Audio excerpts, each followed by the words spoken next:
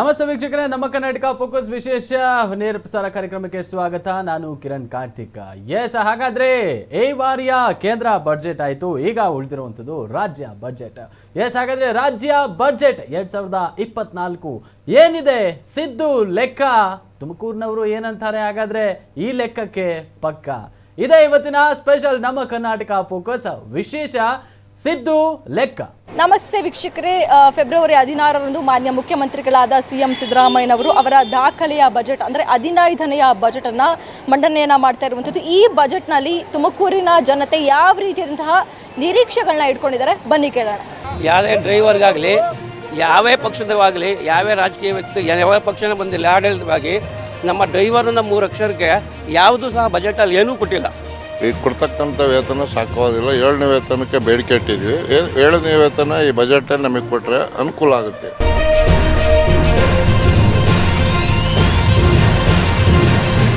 ಈಗ ಗ್ಯಾರಂಟಿಗಳು ಕೊಟ್ಟಿದ್ದಾರೆ, ಅದೇ ಥರದಲ್ಲೇ ನಮಗೂ ಏನೋ ಒಂದು ನಿರೀಕ್ಷೆ ಇಟ್ಟಿದ್ದೀವಿ, ಸರ್ಕಾರ ಕೊಡುತ್ತೇನೋ ಅಂತ ಅಂದ್ಕೊಂಡಿದ್ದೀವಿ. ಓಸಲಿ ಸ್ಕಾಲರ್ಶಿಪ್ಪೇ ಬಂದಿಲ್ಲ ನಮಗೆ. ಈ ಥರ ಮಾಡಿದ್ರೆ ವಿದ್ಯಾರ್ಥಿಗಳು ತೊಂದರೆ ಆಗ್ತಾ ಇದೆ.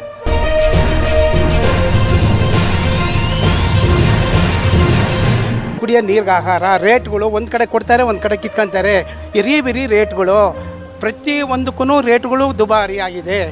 ಹೊರಗುತ್ತಿಗೆ ಕೊಡ್ತಕ್ಕಂಥದ್ದನ್ನು ಕಂಟ್ರೋಲ್ ಮಾಡಿ ಸರ್ಕಾರಿ ನಿಯಮದಲ್ಲೇ ಅದು ಕೆಲಸ ತಗೊಂಡ್ಕೊಳ್ಳಕ್ಕಂಥ ವ್ಯವಸ್ಥೆ ಮಾಡಬೇಕು ಅಂತ ಹೇಳಿ.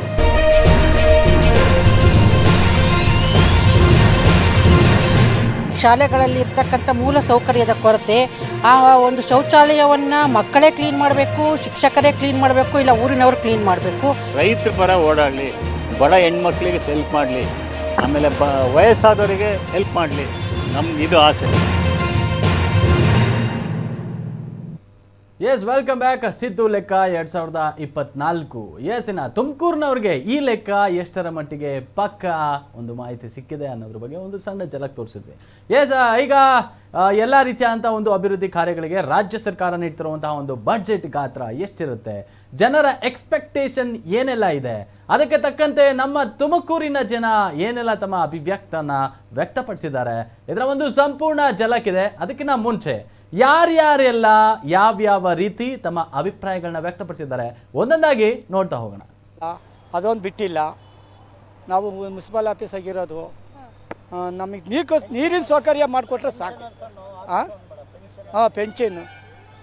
ಪೆನ್ಷನ್ ಮಾಡಿಕೊಡೋದು, ಆಮೇಲೆ ನೀರಿನ ಸೌಕರ್ಯ. ಜಿಲ್ಲೆಗೆ ಮಾಮೂಲಿ ಮಿನಿ ಟ್ಯಾಂಕ್ಗಳಿಗೆ ನೀರಿಗೆ ಅನುಕೂಲ ಮಾಡಿಕೊಟ್ರೆ ಸಾಕು. ನೀರು ಕುಡಿಯೋ ನೀರು, ಚರಂಡಿ ವ್ಯವಸ್ಥೆ ಮಾಡಿಕೊಟ್ರೆ ಸಾಕು. ಬಜೆಟಾಗಿ ಇನ್ನೇನು ಮರೆ, ಎಲ್ಲರಿಗೂ ನೌಕರುಗಳಿಗೆ ಕೆಲಸದ್ದು ಎಲ್ಲ ಅನುಕೂಲ ಮಾಡಿಕೊಟ್ರೆ ಸಾಕು. ಕೆಲವ್ರಿಗೆ ಪರ್ಮನೆಂಟ್ ಆಗಿಲ್ಲ ಪಾಪ, ಈಗಾಗಲೇ 50 ವರ್ಷದಿಂದ ಗೇಯ್ತವ್ರೆ. ಏನೋ ಅದೊಂದು ಆದೇಶ ಮಾಡಿಕೊಟ್ರೆ ಭಾಳ ಒಳ್ಳೆಯದು. ಸಿದ್ದರಾಮಯ್ಯವ್ರು ಮನಸ್ಸು ಮಾಡಬೇಕು. ಸಿದ್ದರಾಮಯ್ಯನವರು ಒಳ್ಳೆ ಅನುಭವಿ ರಾಜಕಾರಣಿ.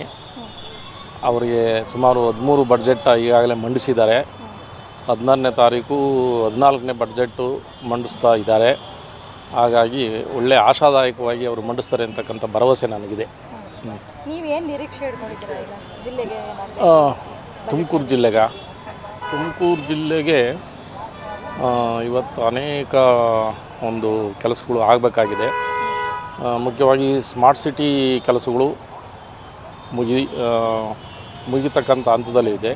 ಅದಕ್ಕೆ ರಾಜ್ಯ ಸರ್ಕಾರದಿಂದ ಏನು ಪಾರ್ಟ್ ಬರಬೇಕು ಅದನ್ನು ಅವರು ಕೊಡ್ತಾರೆ ಅಂತಕ್ಕಂಥ ನಂಬಿಕೆ ಇದೆ. ಆಮೇಲೆ ಮುಖ್ಯವಾಗಿ ನಮಗೆ ನೌಕರರಿಗೆ 7ನೇ ವೇತನ ಆಯೋಗಕ್ಕೆ ಫೈನಾನ್ಸ್ನವರು ರಿಸರ್ವ್ ಮಾಡ್ತಾರೆ ಅಂತಕ್ಕಂಥ ಒಂದು ನಂಬಿಕೆನೂ ಕೂಡ ಇದೆ. ಆಮೇಲೆ ಮುಖ್ಯವಾಗಿ ನಮಗೆ ಈ ಲೋಕಸೇವಾ ಆಯೋಗ ಏನಿದೆಯೋ ಅಲ್ಲಿ ಸಾಕಷ್ಟು ಕೆಲಸಗಳು ಆಗಬೇಕು. ಅಲ್ಲಿ ಈ ಒಂದು ಆಯೋಗಕ್ಕೂ ಮತ್ತು ಆಯೋಗದ ಕಾರ್ಯದರ್ಶಿಗಳಿಗೂ ಒಂದು ರೀತಿ ಹೊಂದಾಣಿಕೆ ಇಲ್ಲ. ಅದನ್ನು ಹೊಂದಾಣಿಕೆ ಹೋಗ್ತಕ್ಕಂಥ ರೀತಿಯಲ್ಲಿ ನಮ್ಮ ಸಿದ್ದರಾಮಯ್ಯನವರು ಅದನ್ನು ಗಮನ ಕೊಟ್ಟು ಆ ಲೋಕಸೇವಾ ಆಯೋಗ ಸಂವಿಧಾನದ ಒಂದು ಪ್ರಕಾರ ಚೆನ್ನಾಗಿ ಕೆಲಸ ಮಾಡ್ತಕ್ಕಂಥ ಒಂದು ಭರವಸೆನೂ ಕೂಡ ನನಗೆ ಇದೆ. ಈಗ ಎಲ್ಲ ಗೆಸ್ಟೆಡ್ ಪ್ರೊಫೆಷನಲ್ಸ್ ಕಾಲ್ ಮಾಡ್ತಾ ಇದ್ದಾರೆ. ಅದನ್ನು ಒಳ್ಳೆಯ ರೀತಿಯಲ್ಲಿ ಎಕ್ಸಾಮ್ ನಡೆಸ್ತಕ್ಕಂಥ ಒಂದು ಕೆಲಸವನ್ನು ಮಾಡ್ತಾರೆ ಅಂತಕ್ಕಂಥ ಒಂದು ಆಶಾ ಭಾವನೆ ಇದೆ. ಸಿದ್ದರಾಮಯ್ಯನವರು ಈಗ 14ನೇ ಬಜೆಟ್ ಮಂಡಿಸ್ತಾ ಇದ್ದಾರೆ. ಆ ಬಜೆಟ್ನಲ್ಲಿ ತುಮಕೂರು ಜಿಲ್ಲೆಗೆ ಒಳ್ಳೆಯ ಪಾಲು ಸಿಗಬೇಕು ಅಂತಕ್ಕಂಥದ್ದು ನಮ್ಮ ಬಯಕೆ ಆಗಿದೆ. ತುಮಕೂರು ಸ್ಮಾರ್ಟ್ ಸಿಟಿ ಒಂದು ಕಡೆ ಮಾತ್ರ ಆಗ್ತಾಯಿದೆ, ಎಲ್ಲ ಕಡೆಗೂ ವಿಸ್ತಾರ ಮಾಡಿ ತುಮಕೂರನ್ನು ಒಂದು ಒಳ್ಳೆಯ ಸ್ಮಾರ್ಟ್ ಸಿಟಿ ಮಾಡಬೇಕು. ಕೆಲವು ಕಾಮಗಾರಿಗಳು ಇನ್ನೂ ಅಪೂರ್ಣವಾಗಿದ್ದಾವೆ, ಅವನ್ನು ಪೂರ್ಣಗೊಳಿಸಬೇಕು ಅಂತ ಹೇಳ್ತೀನಿ. ಹಾಗೂ ನಾವು ನಿವೃತ್ತ ನೌಕರರಿಗೆ ಈ ಒಂದು ಪೇ ಸ್ಕೇಲಲ್ಲಿ ಅವರಿಗೆ ಆದ್ಯತೆ ಕೊಡಬೇಕು. ಹಾಗೂ ಈ ಒಂದು ವೈದ್ಯಕೀಯ ಸೌಲಭ್ಯವನ್ನು ವಿಸ್ತರಿಸಬೇಕು ಅಂತಕ್ಕಂಥದ್ದು ನನ್ನ ಪ್ರಮುಖ ಬೇಡಿಕೆ ಆಗಿದೆ. ಅವರು ಒಳ್ಳೆಯ ಒಂದು ಬಜೆಟನ್ನು ಮಂಡಿಸ್ತಾರೆ ಅಂತಕ್ಕಂಥ ಒಂದು ಆಶಾಭಾವನೆ ಇದೆ. ವೇತನ ಆಯೋಗವನ್ನು ಕೂಡ ಅವರು ನಿರೀಕ್ಷೆ ಮಾಡ್ತಾರೆ ಅಂತಕ್ಕಂಥ ನಿರೀಕ್ಷೆ ನಮ್ಮಲ್ಲಿದೆ. ಈ ಬಾರಿ ಜನರ ಒಂದು ನಿರೀಕ್ಷೆಗಳು ಅಷ್ಟೇ ದುಪ್ಪಟ್ಟಾಗಿದೆ. ಏನಂದರೆ ಯಾವ ರೀತಿಯಾಗಿ ಜನಗಳ ಒಂದು ನಿರೀಕ್ಷೆ ದುಪ್ಪಟ್ಟಾಗಿದೆ ಅಂದರೆ ಪ್ರತಿಯೊಬ್ಬರೂ ಸಹ ತಮ್ಮದೇ ಆದಂತಹ ರೀತಿಯಲ್ಲಿ ಎಲ್ಲೆಡೆಯೂ ಸಹ ಬೇಡಿಕೆಗಳನ್ನ ಇಡ್ತಾ ಇರುವಂಥದ್ದು. ಕಾಮಗಾರಿಗಳ ಅಭಿವೃದ್ಧಿ ಒಂದು ಕಡೆ ಈಗ ಏನಪ್ಪ ಅಂದರೆ ಈಗಿರುವಂತಹ ಎಲ್ಲ ಒಂದು ಗ್ಯಾರಂಟಿ ಯೋಜನೆಗಳಿಂದ ಕೆಲವೊಂದು ವಿಚಾರದಲ್ಲಿ ಅಂದರೆ ಅಭಿವೃದ್ಧಿ ವಿಚಾರದಲ್ಲಿ ಬಹಳಷ್ಟು ತಾರತಮ್ಯ ಆಗ್ತಾ ಇದೆ ಅನ್ನುವಂಥದ್ದು ಕೇಳಿ ಬರ್ತಾ ಇದೆ. ಇದ್ರ ಬಗ್ಗೆನೂ ಒಂದಷ್ಟು ಮಂದಿ ಮಾತನಾಡಿದ್ದಾರೆ. ಏನು ಹೇಳಿದ್ದಾರೆ ನೋಡಿ. ಅದರಲ್ಲಿ ಸಿದ್ದರಾಮಯ್ಯ ಅವರು 14 ಬಡ್ಜೆಟ್ಗಳನ್ನು ಮಂಡನೆ ಮಾಡಿದ್ದಾರೆ. ಅವರು ಈ ಬಡ್ಜೆಟ್ನಲ್ಲಿ ಒಳ್ಳೊಳ್ಳೆ ನಿರೀಕ್ಷೆ ಕೊಡ್ಬೋದು ಅಂತ ಜನಗಳೆಲ್ಲ ಕಾಯ್ತಾ ಇದ್ದಾರೆ. ಅವರು ಯಾವುದು ಸ್ವಾರ್ಥಕ್ಕೋಸ್ಕರ ಮಾಡಿ ಜನಸಾಮಾನ್ಯರು ಒಳ್ಳೆಯದಾಗ ಆಗೋಕ್ಕೋಸ್ಕರನೇ ಇದು ಬಜೆಟ್ನ ಮಂಡನೆ ಮಾಡ್ತಾಯಿದ್ದಾರೆ ವಿಧಾನಸೌಧದಲ್ಲಿ. ಅವ್ರಿಗೆ ಒಳ್ಳೆಯದಾಗಲಿ, ಅವ್ರ ಸರ್ಕಾರಕ್ಕೆ ಕಾಂಗ್ರೆಸ್ ಸರ್ಕಾರ ಒಳ್ಳೆಯದಾಗಲಿ ಅಂತ ಬಯಸ್ತಾ ಇದ್ದೀನಿ. ನೀವೇನು ನಿರೀಕ್ಷೆ ಇಟ್ಕೊಂಡಿದ್ದೀರಾ ಸರ್? ಜಿಲ್ಲೆಗೆ ಬಜೆಟ್ ಜಿಲ್ಲೆ ಜನಸಾಮಾನ್ಯರಿಗೆ ಒಳ್ಳೆಯದ್ರೆ, ಬಡವ್ರ ಬಗ್ಗರಿಗೆ ಒಳ್ಳೆಯದಾದರೆ ಅದೇ ನಮಗೆ ದೊಡ್ಡ ನಿರೀಕ್ಷೆ. ಅದು ಅವ್ರು ಮಾಡ್ತಾರೆ ಅಂತ ನಂಬಿಕೆನೂ ಇದೆ. ಅವ್ರು ಮಾಡೇ ಮಾಡ್ತಾರೆ, ಗ್ಯಾರಂಟಿ ಮಾಡೇ ಮಾಡ್ತಾರೆ. ಕಂಟಿನ್ಯೂಟಿ 5 ವರ್ಷ 5 ಗ್ಯಾರಂಟಿಗಳು ಏನು ಕೊಟ್ಟು ಅವರು ಕಂಟಿನ್ಯೂಟಿ ಮಾಡ್ಕೊಂಡು ಹೋಗ್ತಾರೆ. ಅದು ಯಾವುದೇ ಮಧ್ಯದಲ್ಲೂ ಅದನ್ನು ತಿರಸ್ಕಾರನ ಮಾಡೋದಿಲ್ಲ, ಸ್ಟಾಪ್ ಮಾಡೋದಿಲ್ಲ, ಅದನ್ನು ಕಂಟಿನ್ಯೂಟಿ ಮಾಡ್ಕೊಂಡು ಹೋಗ್ತಾ ಇದ್ದಾರೆ. ಇದು ಒಳ್ಳೆ ಬೆಟರ್ ಈ ಸರ್ಕಾರ ಕರ್ನಾಟಕದಲ್ಲಿ ಹೇಳಬೇಕು ಅಂದರೆ. ಯಾವುದೂ ಇದಿಲ್ಲ, ಹೋಲ್ಡಿಂಗ್ ಚೆನ್ನಾಗಿದೆ ಅವರಲ್ಲಿ. ಈಗ ಗ್ಯಾರಂಟಿಗಳು ಕೊಟ್ಟಿದ್ದಾರೆ, ಅದೇ ಥರದಲ್ಲೇ ನಮಗೂ ಏನೋ ಒಂದು ನಿರೀಕ್ಷೆ ಇಟ್ಟಿದ್ದೀವಿ. ಸರ್ಕಾರ ಕೊಡುತ್ತೇನೋ ಅಂತ ಅಂದ್ಕೊಂಡಿದ್ದೀವಿ. ಆ ರೀತಿಯಲ್ಲಿ ಕೊಟ್ಟರೆ ನಮಗೂ ಅನುಕೂಲ ಆಗುತ್ತೆ. ಈ ಯಾವ್ದಾದ್ರು ರೀತಿಯಲ್ಲಿ ನಾವು ಇನ್ಶೂರೆನ್ಸ್ ಆಗಲಿ ಮತ್ತೊಂದು ಏನೋ ಕಟ್ತಾ ಇರ್ತೀವಿ. ಆಂಧ್ರ ಗೌರ್ಮೆಂಟ್ ಇವಾಗ ಆಲ್ರೆಡಿ ಪ್ರೆಸೆಂಟು ಆಟೋ ಡ್ರೈವರ್ಸ್ಗಳಿಗೆ ಅಂತಲೇ ವರ್ಷಕ್ಕೆ ಒಂದಿಷ್ಟು ಅಂತ ಕೊಡ್ತಾ ಇದೆ. ಸಮ್ ಅಶ್ಯೂರ್ಡ್ ಅಮೌಂಟ್ ಅಂದರೆ ಅವ್ರೇನೋ ಈಗ ಉದಾಹರಣೆಗೆ 10,000 ಇನ್ಶೂರೆನ್ಸು ಅಥವಾ ಮತ್ತೊಂದು ಕಟ್ಟಿರ್ತಾರೆ, ಅದರಲ್ಲಿ ಇಷ್ಟು % ಅಂತವ್ರಿಗೆ ಡಿಡಕ್ಷನ್ ಕೊಡ್ತಾ ಇದೆ. ಆ ರೀತಿಯಲ್ಲಿ ನಮ್ಮ ಕರ್ನಾಟಕ ಸರ್ಕಾರ ಕೊಡ್ಬೋದೇನೋ ಅಂತ ನಾವು ನಿರೀಕ್ಷೆ ಇಟ್ಕೊಂಡಿದ್ದೀವಿ. ಜಿಲ್ಲೆಗೆ ಕೊಟ್ಟರೆ ಏನು ಕೊಡ್ತಾರೋ ಗೊತ್ತಿಲ್ಲ ಮೇಡಮ್. ಯಾಕಂದರೆ ಕೊಡ್ಬೋದು, ಏನು ಕೊಡ್ತಾರೆ ಅಂತಲೇ ಗೊತ್ತಿಲ್ಲ, ನಿರೀಕ್ಷೆ ಮಾಡೋಕ್ಕೆ ಆಗ್ತಿಲ್ಲ. ಡೆವಲಪ್ಮೆಂಟು ಅಂತಂದೇಳಿ ಮೊದಲೇ ಯಾವುದು ಮಾಡೋಕ್ಕಾಗೋದೇ ಇಲ್ಲ ಅಂತ ಹೇಳ್ತಿದ್ದಾರೆ ಫ್ರೀ ಬಿಟ್ಟಿರೋದ್ರಿಂದ. ಹಾಗಾಗಿ ಇವ್ರೇನು ಡೆವಲಪ್ಮೆಂಟ್ ಮಾಡ್ತಾರೋ ಏನು ಮಾಡ್ತಾರೋ ಒಂದು ಗೊತ್ತಿಲ್ಲ. ಬಜೆಟಲ್ಲಿ ಏನು ಘೋಷಣೆ ಮಾಡ್ತಾರೆ ಅಂತಲೇ ನಮಗೇನೆ ನಾವೇ ಒಂಥರ ಕನ್ಫ್ಯೂಷನ್ ಇದ್ದೀವಿ. ಕಟ್ತಿರೋ ಟ್ಯಾಕ್ಸ್ಗಳು ಸಮೇತ ರಿಟರ್ನ್ ಅದನ್ನು ಜನಗಳ ಮೇಲೆ ಚೆಲ್ಲಕ್ಕೆ ಸಮೇತ ಅವ್ರ ಕೈಲಿ ಆಗ್ತಾ ಇಲ್ಲ. ಆ ರೀತಿಯಲ್ಲಿರುವಾಗ ಸರ್ಕಾರ ನಡೆಸೋದೇ ಕಷ್ಟ ಅಂತ ಇದ್ದಾರೆ. ನಮ್ಮ ನಿರೀಕ್ಷೆಗಳು ಇನ್ನೇನು ಈಡೇರಿಸ್ತಾರೆ ಇವರು ಅಂತ ನಾವು ಜನನಾಯಕರು ಅವ್ರ ಹತ್ರ ದೊಡ್ಡ ಬೇಡಿಕೆಗಳು ನೀಡಬೇಕಾಗತ್ತೆ ಅಷ್ಟೇ, ಬೇರೆ ಇನ್ನೇನು ಬೇಕಾಗಲ್ಲ. ವೆಲ್ಕಮ್, ಒಳ್ಳೆಯದಾಗಲಿಮ್ಮ, ಥ್ಯಾಂಕ್ ಯು. ಈಗ ನಾಡಿದ್ದು ಸಿದ್ದರಾಮಯ್ಯ ಅವರು ಬಜೆಟ್ ಮಂಡನೆಯನ್ನು ಮಾಡ್ತಾ ಇರುವಂಥದ್ದು ಫೆಬ್ರವರಿ 16ರಂದು. ಸೊ ನೀವೇನು ನಿರೀಕ್ಷೆ ಇಟ್ಕೊಂಡಿದ್ದೀರಾ? ಆಟೋ ಡ್ರೈವರ್ಸ್ಗೆ ಏನು ಮಾಡಿಕೊಡ್ಬೋದು ಈ ಬಜೆಟಲ್ಲಿ ಅನುಕೂಲ? ನಮಗೆ ಮೇಡಮ್ ಅವರೇ, ಇಷ್ಟು ವರ್ಷದಿಂದ ಆಟೋ ಕಾರ್ಮಿಕರಿಗೆ ಚಾಲಕರಿಗೆ ಯಾವ ಬಜೆಟ್ ಮನ್ನಣೆನೂ ಮಾಡಿಲ್ಲ. ಯಾಕಂತಂದರೆ ನಾವು ಯಾವಾಗಲೂ ನೋಡಿಲ್ಲ. ನಾವು 23-24 ವರ್ಷ ಆಯಿತು ಡಿಪಾರ್ಟ್ಮೆಂಟಿಗೆ ಬಂದು. ನಮಗೆ ಆಟೋ ಚಾಲಕರ ಬಗೆಗೆ ಯಾವ ಬಜೆಟ್ ಆಗಿರಲಿ ಏನೇ ಆಗಿರಲಿ ನಮಗೆ ಯಾವುದು ಬಂದಿಲ್ಲ ಇದುವರೆಗೂ ಮೇಡಮ್ ಅವರೇ. ಪ್ರತಿಯೊಂದು ವ್ಯವಸ್ಥೆ ಏನೂ ಮಾಡೇ ಇಲ್ಲ. ಬಜೆಟ್ ಅನ್ನೋದೇ ಮಾಡಿಲ್ಲ. ಏನಕ್ಕೆ ಮಾಡಿಲ್ಲ? ಯಾಕೆ ನಮ್ಮ ಕರ್ನಾಟಕದಲ್ಲೇ ಆಗಲಿ ಎಲ್ಲೇ ಆಗಲಿ ಆಟೋಗಳಿಲ್ವಾ? ಆಟೋಗಳಿಂದ ಆದಾಯ ಇಲ್ವಾ? ಸಾವಿರಾರು ಕೋಟಿ ಆದಾಯ ಬರ್ತಾ ಇಲ್ವಾ? ಸರ್ಕಾರಕ್ಕೆ ಸಾವಿರಾರು ಕೋಟಿ ಆದಾಯ ಬರ್ತಾ ಇಲ್ವಾ? ಈ ಸರ್ಕಾರದಲ್ಲಿ ಮತ್ತೆ ಏನು ಯೋಚನೆ ಮಾಡ್ತಾಯಿದ್ದಾರೆ ಇವರೆಲ್ಲ? ಏನು ಬಜೆಟ್ ಮನ್ನಣೆ ಮಾಡ್ತಾಯಿದ್ದಾರೆ? ನಮ್ಮ ಆಟೋ ಚಾಲಕರು ಎಲ್ಲಿ ಹೋಗ್ಬೇಕು ಅಂತ ಯಾವ್ದು ಬಜೆಟನ್ನು ಇದುವರೆಗೂ ಮನ್ನಣೆ ಮಾಡೇ ಇಲ್ಲ. ಯಾವುದ್ರ ಬಗ್ಗೆನೂ ನೋಡಿ, ನೀವೆಲ್ಲಾದರೂ ತನಿಖೆ ಮಾಡಿ, ಯಾವುದಾದ್ರೂ ತನಿಖೆ ಮಾಡಿ. ಪ್ರತಿಯೊಂದು ಆಟೋಗೆ ಮ್ಯಾಕ್ಸಿಮಮ್ ಏನಿಲ್ಲ ಅಂತಂದರೆ 10,000 ರಿಂದ 12,000 ಸಾವಿರ ರೂಪಾಯಿ ಖರ್ಚು ಬರುತ್ತೆ ವರ್ಷ. ಕಟ್ತಾನೆ ಇದ್ದಾರೆ, ಪ್ರತಿಯೊಬ್ಬರು ಕಟ್ತಾನೆ ಇದ್ದಾರೆ. ಲಕ್ಷಾಂತರ ಆಟೋಗಳಿದ್ದಾವೆ, ಕೋಟ್ಯಾಂತರ ಆಟೋಗಳಿದ್ದಾವೆ. ಯಾವ ಬಜೆಟು ಮನ್ನಣೆ ಮಾಡಿಲ್ಲ ನಮಗಿನ್ನ. ಏನಕ್ಕೆ ಸರ್ಕಾರಕ್ಕೆ ಏನು ಕಂಡಿಲ್ವಾ? ನಾವೇನು ಅಲ್ಲ, ನಮ್ಮ ಕಡೆ ಗಮನನೇ ಹರಿಸಿಲ್ಲ. ಆಟೋ ಚಾಲಕರು ಇದ್ದಾರೆ ಅಂತಲೇ ಗೊತ್ತಿಲ್ಲ ಇವ್ರಿಗೆ. ಆಟೋ ಚಾಲಕರು ಏನು ಸತ್ತೋಗ್ಯವ್ರ ಅವರ ಇಲ್ಲ, ಅವ್ರ ಆಟೋ ಚಾಲಕರು ನೋಡಿನೂ ಬಿಡಿ ಇವ್ರು ಏನಂತ ನೆಗ್ಲಿಜೆನ್ಸಿ ಮಾಡಿದಾರೆ ಗೊತ್ತಿಲ್ಲ. ಯಾಕಂತಂದರೆ ಆಟೋ ಚಾಲಕರ ಬಗ್ಗೆ ಏನು ಅಂತ ಈಗ ಸರ್ಕಾರಕ್ಕೆ ನಮ್ಗೆ ಅದೇ ಕನ್ಫ್ಯೂಸ್ ಆಗೋಗ್ಬಿಟ್ಟಿದೆ ನಮಗೆ. ಏನು ಸರ್ಕಾರ ಇವ್ರು ಆಟೋದವ್ರಿಗೆ ಏನೋ ಒಂದು ಮಾಡಬೇಕು, ಅವ್ರ ಕಡೆಯಿಂದ ಒಂದು ಅನುಕೂಲ ಇದೆ. ₹1 ನಮ್ಮಲ್ಲಿ ಬರ್ತಕ್ಕಂಥ ಆದಾಯನ ಬರೀ ₹1 ಎತ್ತಿಟ್ಟಿದ್ರು ನಮಗೆ ಕೋಟ್ಯಾಂತರ ರೂಪಾಯಿ ಬಜೆಟ್ ನಮಗೆ ಸಿಗ್ತಕ್ಕಂಥ ಆದಾಯ ಸಿಗೋದು ₹1 ಎತ್ತಿಟ್ಟಿದ್ರೆ. ಒಂದೇ ₹1. ಯಾಕೆ ಯಾವುದು ಯೋಚನೆಯೇ ಮಾಡ್ತಾ ಇಲ್ವಾ ಸರ್ಕಾರ? ಇದ್ರ ಬಗ್ಗೆ ಗೊತ್ತೇ ಇಲ್ವಾ? ತುಂಬ ಸತಿ ಹೌದು ಇದ್ದಾರೆ, ತುಂಬ ಜನ. ಒಂದು ಫ್ಯಾಮಿಲಿಲಿ ಒಂದು ಮ್ಯಾಕ್ಸಿಮಮ್ ಅಂತಂದ್ರೆ ಒಂದು 5 ಜನ ಅವ್ರ ಫ್ಯಾಮಿಲಿ ಅವ್ರು ಇದ್ದೇ ಇರ್ತಾರೆ. 5 ಜನದ್ದು ಓಟ್ ಬೀಳುತ್ತಲ್ವಾ? ಯಾಕೆ ಬೀಳಲ್ಲ? ಇದ್ರ ಬಗ್ಗೆ ಏನು ಗಮನನೇ ಹರಿಸ್ತಾ ಇಲ್ವಲ್ಲ, ಏನಕ್ಕೆ ಅನ್ನೋದು ಗೊತ್ತಾಗ್ತದೆ. ತುಂಬ ವರ್ಷದಿಂದ 23-24 ವರ್ಷದಿಂದ ನೋಡ್ತಾ ಇರೋದು. ಏನು ಇದ್ರ ಬಗ್ಗೆ ಗಮನ ಸರ್ಕಾರ ಏನು ಮಾಡ್ತಾ ಇದೆ ಅಂತಲೇ ಗೊತ್ತಾಗ್ತಾ ಇಲ್ಲ. ತುಂಬ ನಿರೀಕ್ಷೆ ಇಟ್ಕೊಂಡಿದ್ದೀವಿ. ಮಾನ್ಯ ಮುಖ್ಯಮಂತ್ರಿಗಳೇ, ಈ ಸರಿ ಆಟೋ ಚಾಲಕರಿಗೆ ದಯವಿಟ್ಟು ಕೈ ಮುಗಿದು ಕೇಳ್ಕೊಳ್ತೀವಿ, ನಮಗೊಂದು ಬಜೆಟ್ ಮಣ್ಣೆನ ಮೀಸಲಾಗಿಟ್ಟು ನಮಗೇನೋ ಒಂದು ಅನುಕೂಲ ಮಾಡಿಕೊಡ್ತೀರಾ ಅಂತ. ಕೊಡಿ 1% ನೀವು ಎತ್ತಿಟ್ರು ಸಾವಿರಾರು ಕೋಟಿ ಆಗುತ್ತೆ ನಮಗೆ. ಇಷ್ಟು ವರ್ಷದಿಂದ ಏನೂ ಮಾಡಿಲ್ಲ. ಈ ಕೇಳ್ಕೊಳ್ತಾ ಇರೋದು ಇಷ್ಟೇ, ನಮಗಾಗಿ ₹1 ಎತ್ತಿಟ್ರು ಅಷ್ಟೇ ನಮಗೆ ಬೇಜಾನು ದುಡ್ಡಾಗುತ್ತೆ. ನೀವು ದಯವಿಟ್ಟು ನಮ್ಗೆ ಯಾವುದಾದ್ರೂ ಒಂದು ಬಜೆಟ್ ಮಂಡನೆ ಮಾಡಿ. ನೀವು ಯಾವ ರೀತಿ ಮಾಡಬೇಕು ಅಂತ ನಾವೇನು ಹೇಳೋಗಿಲ್ಲ. ಪ್ರತಿಯೊಂದು ಬೇಡಿಕೆಗಳು ನಮಗಿದ್ದಾವೆ, ನಮ್ಮ ಡಿಪಾರ್ಟ್ಮೆಂಟಲ್ಲಿ ಪ್ರತಿಯೊಂದು ಬೇಡಿಕೆಗಳು ಇದ್ದಾವೆ. ಒಂದು ಮಾಡಿ ಬಜೆಟಲ್ಲಿ ಮಾಡಿ, ಈ ಸರಿ ಮಾಡಿ ನಮಗೆ ಒಂದು ಅನುಕೂಲ ಮಾಡಿಕೊಡಿ. ಅವತ್ತು ನಿಮಗೆ ನಾವು ಒಂದು ನಮನ ಸಲ್ಲಿಸ್ತೀವಿ. ದಯವಿಟ್ಟು ನಮ್ಮ ಕರ್ನಾಟಕ ಚಾನಲ್ ಅವ್ರ ಕಡೆಯಿಂದ ಹೇಳೋದಿಷ್ಟೇ, ಒಂದು ಏನು ನಿರೀಕ್ಷೆ ಇದೆಯೋ, ಈ ಆಸೆ ಏನಿದೆಯೋ ನೆರವೇರಿಸ್ಕೊಟ್ರೆ ನೋಡೋಣ. ಮುಂದೆ ನಮ್ಮ ಆಟೋ ಚಾಲಕರ ಪರವಾಗಿ ನಾವು ಏನು ಅಂದ್ಕೊಂಡಿದ್ದೀವಿ, ನೋಡೋಣ ಇನ್ನು ಮತ್ತೆ ಏನು ಮಾಡುತ್ತೆ ಅಂತ ಹೇಳ್ಬಿಟ್ಟು. ಎಸ್, ನೋಡಿದ್ರಲ್ಲ ಈಗ ಆಟೋ ಚಾಲಕರ ಒಂದು ಬೇಡಿಕೆನ ನಿಜವಾಗ್ಲೂ ಒಂದು ರೀತಿಯಲ್ಲಿ ಬಹಳಷ್ಟು ಆಶ್ಚರ್ಯನ ಉಂಟು ಮಾಡುತ್ತೆ. ಯಾಕಪ್ಪ ಅಂದರೆ ಈಗ ಅವ್ರು ಕೇಳಿದ್ದೇನಪ್ಪ ಅಂದರೆ, ನಾವು ಅಂದರೆ ನಮ್ಮಿಂದ ಬರ್ತಾ ಇರುವಂತಹ ಒಂದು ಆದಾಯದಲ್ಲಿ ನಮಗಾಗಿ ಅಂಥೇಳಿ ಕೇವಲ ₹1 ಒಬ್ಬೊಬ್ಬ ಆಟೋ ಚಾಲಕರಿಂದ ಎತ್ತಿಕಿದ್ರೆ ಎಷ್ಟೆಲ್ಲ ಆಗುತ್ತೆ ಅಂತ. ಎಸ್, ಇದು ಕನ್ನಡದ ಒಂದು ಸಿನಿಮಾದ ಡೈಲಾಗ್ ಕೂಡ ಹೌದು. S, googly ಸಿನಿಮಾದು. ಎಸ್, ಅದೇ ರೀತಿಯಾಗಿ ಹೇಳೋದಾದರೆ ₹1 ನೀವು ಆಟೋ ಚಾಲಕರಿಂದ ಎತ್ತಿಟ್ಟಿದೆ ಆದರೆ ಎಷ್ಟೋ ಕೋಟಿ ಹಣ ನಮಗಾಗಿ, ಅಂದರೆ ಆಟೋ ಚಾಲಕರ ಒಂದು ಎಲ್ಲ ರೀತಿಯಾದಂಥ ಸೌಕರ್ಯಗಳಿಗೆ ಅವರಿಗೆ ಆದಂತಹ ಸೆಪ್ರೇಟಾಗಿ ಒಂದು ಸೌಲಭ್ಯಗಳನ್ನು ಒದಗಿಸುವಂತಹ ಕೆಲಸ ಆಗುತ್ತೆ ಅನ್ನುವಂತಹ ಮಾತನ್ನು ವ್ಯಕ್ತಪಡಿಸ್ತಾರೆ. ಎಸ್, ಇನ್ನು 16ನೇ ತಾರೀಕು ಫೆಬ್ರವರಿ 16 ರಾಜ್ಯ ಬಜೆಟ್ 2024 ಸಿದ್ದರಾಮಯ್ಯನವರು. ಅದು ಬೇರೆ ಇನ್ನೊಂದೇನಪ್ಪ ಅಂದರೆ, ಮುಖ್ಯಮಂತ್ರಿಗಳಾಗಿ ಇವರು 2ನೇ ಬಾರಿ ಆಯವ್ಯಯನ ಮಂಡನೆ ಮಾಡ್ತಾ ಇರುವಂಥದ್ದು. ಇನ್ನೊಂದು ವಿಶೇಷತೆ ಏನಪ್ಪ ಅಂದರೆ, ಸಿದ್ದರಾಮಯ್ಯನವರು ಅಂದರೆ 15ನೇ ಬಾರಿ ಆಯವ್ಯಯ ಮಂಡನೆ ಮಾಡ್ತಾ ಇರುವಂಥದ್ದು.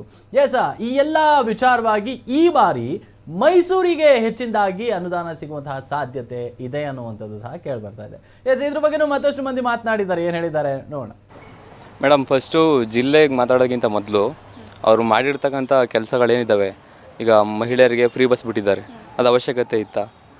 ಈಗ ಮಾಮೂಲಿ ಜನಗಳೆಲ್ಲ ಓಡಾಡ್ತಾ ಇದ್ದಾರೆ, ಅವ್ರಿಗೆ ಈಗ ಮಾಮೂಲಿ ಕೆಲಸಕ್ಕೆ ಹೋಗ್ತಾಯಿದ್ರು, ಅವ್ರಿಗೂ ಸಮಸ್ಯೆ ಆಯಿತು. ಸ್ಟೂಡೆಂಟ್ಗಳು ಕಾಲೇಜ್ಗೆ ಮತ್ತು ಈ ಯಾವುದೇ ಒಂದು ಪ್ರೊಫೆಷ್ನಲ್ ಆಗಿರ್ತಕ್ಕಂಥ ಇಂಟರ್ನ್ಶಿಪ್ಗೂ ಆಗಿರ್ಬೋದು, ಬೇರೆ ಕಡೆ ಹೋಗೋದಕ್ಕೆ ಸಪೋರ್ಟಾರು ಆಗ್ತಿತ್ತು, ಬರೀ ವಿದ್ಯಾರ್ಥಿಗಳಿಗಾದರೂ ಫೀ ಮಾಡಿದ್ದಿದ್ರೆ. ಅವ್ರು ಮಾಡಿದಂಥ ಕೆಲಸ ಈಗ ಎಲ್ಲರಿಗೂ ತೊಂದರೆ ಉಂಟು ಮಾಡ್ತಾಯಿತ್ತು. ಇವತ್ತು ನಾನು ಇಲ್ಲಿಂದ ಕುಣಿಗಲಿಂದ ಬರೋದು, ಮಾಮೂಲಿ ಇಲ್ಲಿಂದ ಬಸ್ಸಿಗೆ ಬರಬೇಕಂತ ಸಂದರ್ಭದಲ್ಲಿ ಎಷ್ಟು ಜನ ಹೆಂಗಸರು ಬಸ್ ಹತ್ತಾರೆ ಗೊತ್ತಾ ದಿನಕ್ಕೆ? ಅವರಿಂದ ಸ್ಟೂಡೆಂಟ್ಗಳಿಗೆಲ್ಲ ತೊಂದರೆ. ಇವತ್ತಿನ ದಿವಸ ನಮಗೆ ಬಸ್ಗಳ ಕೊರತೆ ಇದೆ, ಅದ್ರ ಬಗ್ಗೆನೂ ಅವರು ಚಿಂತೆ ತಗೊತಾ ಇಲ್ಲ. ಬಸ್ಗಳು ಒಂದು ದಿನಕ್ಕೆ ಒಂದು 20 ಬಸ್ಸು ಓಡಾಡ್ತವೆ, ಒಂದು ಸಲ 20 ಸಲ ಓಡಾಡ್ತವೆ. ಇರೋ 5 ಬಸ್ಗಳು. ಸ್ಟೂಡೆಂಟ್ಗಳು ಇವತ್ತು ಬಸ್ ಸ್ಟ್ಯಾಂಡಲ್ಲಿ 100-150 ಜನ ಇರ್ತಾರೆ, ಒಂದು ಬಸ್ಸು ಎಲ್ಲಿ ಸಾಲುತ್ತೆ? ದಿನ ಜಗಳಗಳಾಗ್ತಾ ಇದ್ದಾವೆ. ಆಮೇಲೆ ಮಹಿಳೆಯರು ಮತ್ತು ಹುಡುಗರಿಗೂ ಕಲಹಗಳಾಗ್ತಾ ಇದ್ದಾವೆ. ಇದೊಂದು ಸಮಸ್ಯೆ. ಆದರೆ ಇನ್ನೊಂದು, ಕರೆಂಟ್ ಬಿಲ್ಲು ಫ್ರೀ ಮಾಡಿದ್ದಾರೆ, ಅದು ಸ್ವಲ್ಪ ಅನುಕೂಲ ಆಗ್ತಾ ಇದೆ, ಪರವಾಗಿಲ್ಲ. ಹಂಗೇ ಕರೆಂಟ್ ಬಿಲ್ ಇವಾಗ ಏನು ಮಾಡಿದ್ದಾರೆ ಅಂತಂದರೆ ಇನ್ನೂ ಜಾಸ್ತಿ ಮಾಡಿಬಿಟ್ಟಿದ್ದಾರೆ ಬೆಲೆನ. ಫ್ರೀ ಮಾಡಿರೋದೊಂದು ಗೊತ್ತಾಗ್ತಾ ಇದೆ ಅಷ್ಟೇ ಜನಕ್ಕೆ. ಅದನ್ನು ಬಿಟ್ಬಿಟ್ಟು ಮಿಕ್ಕಿದೆಲ್ಲ ಯಾವುದೂ ಜನಕ್ಕೆ ಗೊತ್ತೇ ಆಯ್ತಾ ಇಲ್ಲ. ಇದಕ್ಕಿದ್ದಂಗೆ ಕರೆಕ್ಟ್ ಒಂದು ಯೂನಿಟ್ಗೆ ಎಷ್ಟು ದುಡ್ಡನ್ನು ರೈಸ್ ಮಾಡಿದ್ದಾರೆ ಅಂದ್ಬಿಟ್ಟು ಗೊತ್ತಾಗ್ತಾ ಇಲ್ಲ. ಇವಾಗ ಸಡನ್ನಾಗಿ ಫ್ರೀ ಆಗಿರೋದನ್ನು ತೆಗೆದುಬಿಟ್ರೆ ಜನಗಳು ಎಲ್ಲಿಂದ ದುಡ್ಡು ತರ್ತಾರೆ? ದವಸ ಧಾನ್ಯಗಳ ಬೆಲೆನೂ ಹೆಚ್ಚಾಗ್ತಾ ಇದೆ. ಇವಾಗ ಅಕ್ಕಿನ ಫ್ರೀ ಕೊಡ್ತೀವಿ ಅಂತ ಹೇಳ್ಬಿಟ್ರು, ಫ್ರೀ ಕೊಟ್ಬಿಟ್ಟು ಏನು ಸಾಧನೆ ಮಾಡ್ತಾರೆ? ಎಲ್ಲನೂ ಫ್ರೀ ಕೊಟ್ಬಿಟ್ಟೆ ಜನ ಏನು ಮಾಡ್ತಾರೆ? ಇವಾಗ ಅದನ್ನು ಬಜೆಟಲ್ಲಿ ಏನು ಮಾಡ್ಬೋದು ಅಂತಂದರೆ, ನಮ್ಮ ತುಮಕೂರಿಗೆ ನಾವು ಮಾತಾಡೋದಾದರೆ ಒಳ್ಳೆ ಡೆವಲಪ್ ಆಗ್ತಾಯಿದೆ ಸಿಟಿ, ಅದನ್ನು ಇನ್ನೂ ಸ್ವಲ್ಪ ಡೆವಲಪ್ ಮಾಡ್ಬೋದು.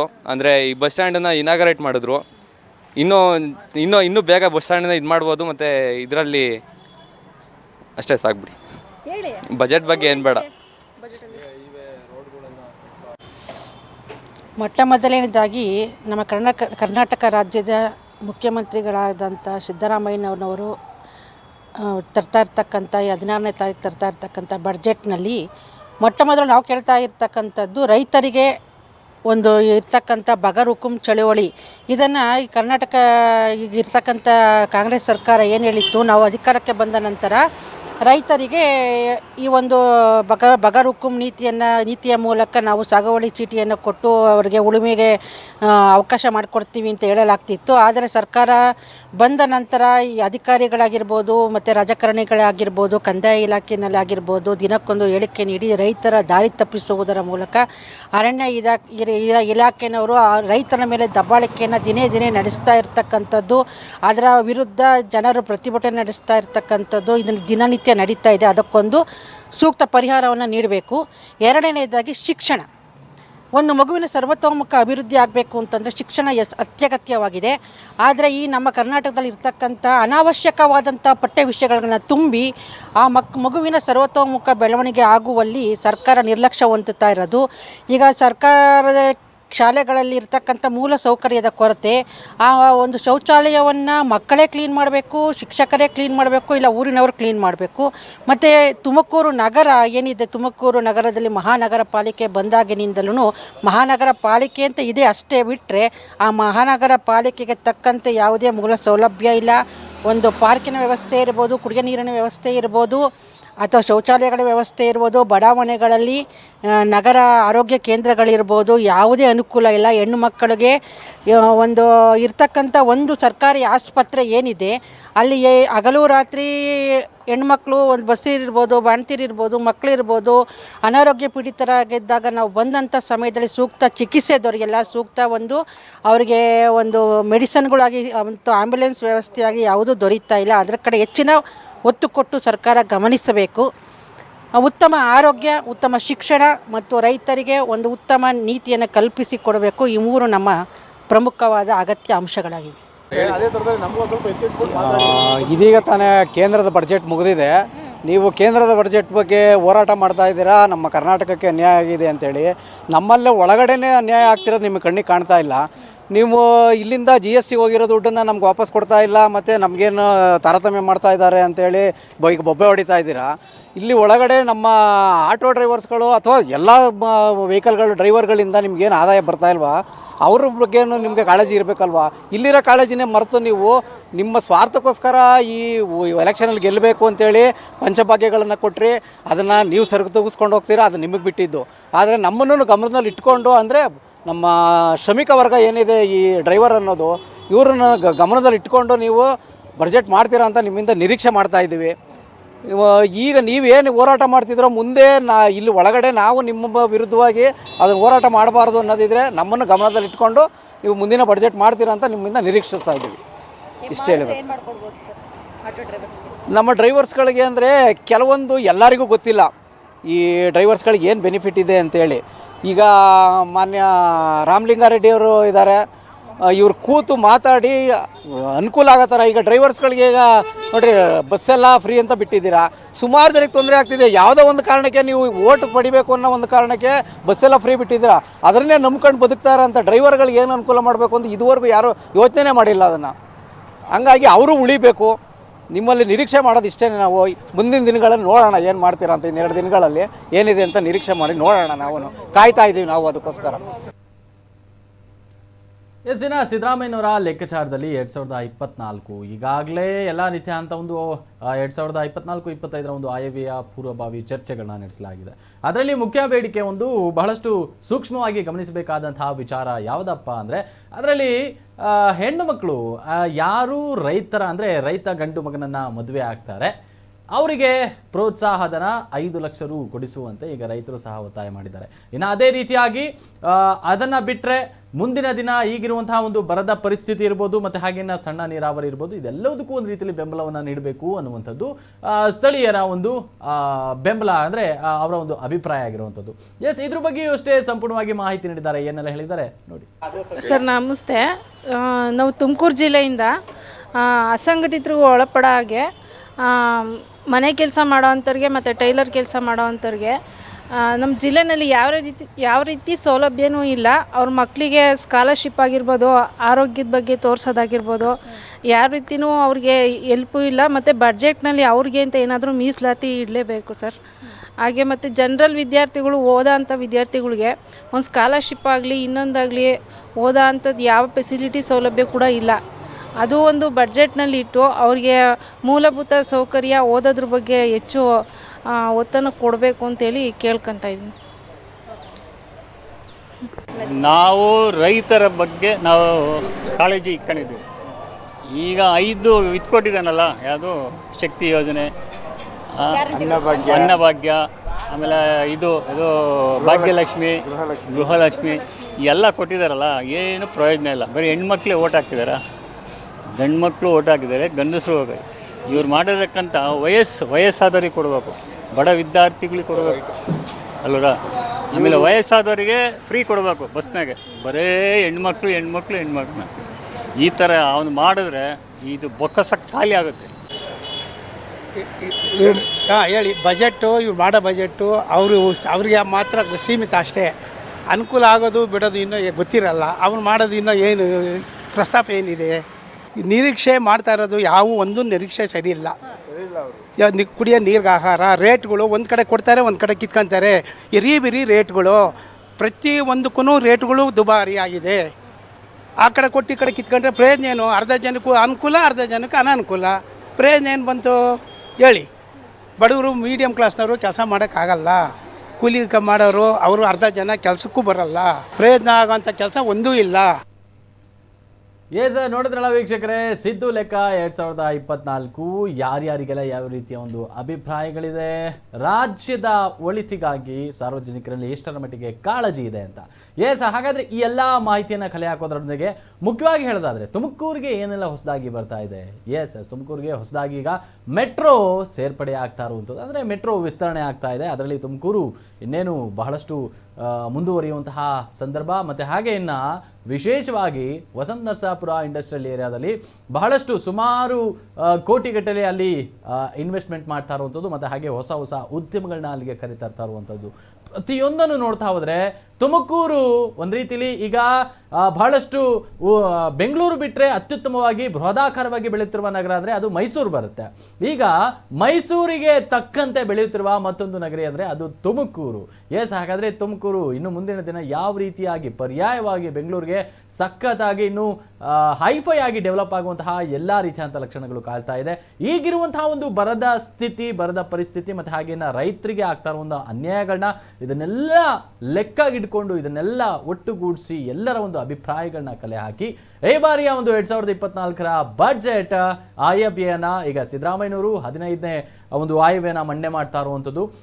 ಹಾಗಾದ್ರೆ ನೋಡೋಣ 16ನೇ ತಾರೀಕು ಸಿದ್ದರಾಮಯ್ಯನವರು ಯಾವ ರೀತಿಯಾಗಿ ಈ ಬಾರಿಯ ಬಜೆಟ್ ಮೂಲಕ, ಈಗ ಕೇಂದ್ರದ ಬಜೆಟ್ನ ಎಲ್ಲರೂ ಸಹ ಒಂದು ರೀತಿಲಿ ವಿರೋಧನೂ ಇದೆ, ಒಂದು ರೀತಿಲಿ ಒಪ್ಪಿದ್ದಾರೆ. ಆದರೆ ಈ ಬಾರಿಯ ರಾಜ್ಯ ಬಜೆಟ್, ಈಗ ಕೇಂದ್ರದ ವಿರುದ್ಧ ಸಿಡಿದೆದ್ದಿರುವ ಸಿದ್ದರಾಮಯ್ಯನವರ ಬಜೆಟ್ ಇನ್ನೆಷ್ಟರ ಮಟ್ಟಿಗೆ ಚೆಂದಾಗಿರುತ್ತೆ ನೋಡೋಣ ಅನ್ನುವಂಥವ್ರು ಕೆಲವೊಬ್ರು ಇದ್ದಾರೆ.